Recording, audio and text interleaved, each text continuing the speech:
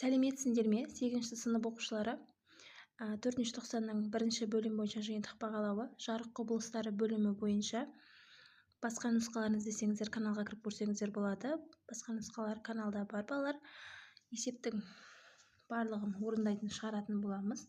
Видеоны соңына дейін қараңыздар. Бізге берілген тапсырманың барлығын орындайтын боламыз.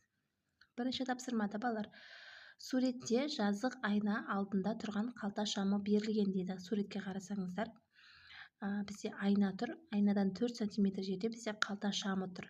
Енді бізге табыңыздар деген бірінші тапсырмада шамның айнадағы кескінінің орнын белгілеңіз дейді. Ал екінші тапсырмада айна мен кескіннің ара қашықтығы, шам мен кескіннің ара қашықтығы дейді балалар. Қарасаңыздар балалар, мен суреттің оң жағына сызып қойдым, яғни бұл жер дегеніміз бізде шамның айнадағы кескінінің орны. Жанына сіздер шамның суретін салып қойсаңыздар да болады балалар.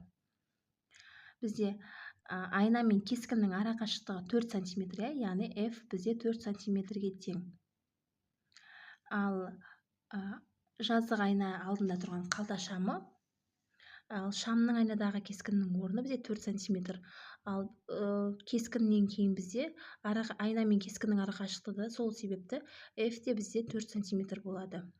Ал шам мен кескіннің ара қашықтығын тап деген, яғни L-ді тап деген, L-ді табу үшін біз D-ға қосамыз F-ді. Бізде D да 4 см-ге тең, F да 4 см-ге тең. Сонда бізде кескіннің ара қашықтығы, шам мен кескіннің ара қашықтығы 8 см-ге тең болып тұр екен балалар. Келесі, екінші тапсырмада үй бөлмелерінің сызбасы берілген дейді. Қараңыздар балалар. Сіздердің алдарыңызда қағаздарыңызда да сурет тұрған шығар. Мен мына жерде стрелка арқылы көрсетіп қойдым да. Ал тапсырмасында бірінші бөлмеде тұрған бала 5-ші бөлмеде қосулы тұрған теледидарды көру үшін бөлмелерге айналарды қалай орналастырар едіңіз, сызып көрсетіңіздер дейді балалар. Қараңыздар. Бірінші бөлме, екінші, үшінші, төртінші, 5-ші бөлме берілген. 4 бұрышты болып тұрған бізде теледидар, ал домалақ болып тұрған бізде бала. Енді 5-ші бөлмеде тұрған теледидарды бала 1-ші бөлмеде отырып көру үшін біз балалар қалай айналарды орналастырамыз? Айналар бір-біріне шағылысу арқылы көрілу үшін. Міне мен сызып қойдым. Бірінші айнаны 3-ші бөлмеге орналастыру арқылы балаға көрсете аламыз.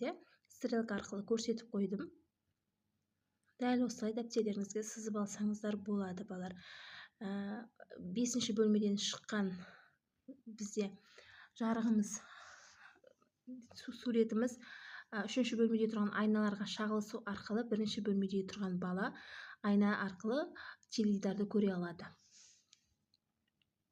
Келесі, 3-ші тапсырмада жарық сәулесі ауада 3 көбейтілген 10-5 дәрежесі км/сек жылдамдықпен, ал шыныда 27 көбейтілген 10-8 дәрежесі метр/сек жылдамдықпен тарайды.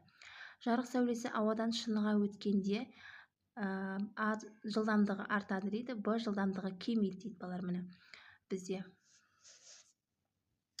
Енді бұл жерде шыныда 2 көбейтілген 10-8 дәрежесі метр/сек болатын болса, ауада 3 көбейтілген 10-8 дәрежесі метр/сек. Сонда бізде балалар ауадағы жылдамдығы шыныдағыға қарағанда көп болып тұр. Сол себепті жылдамдықпен тарап тұр.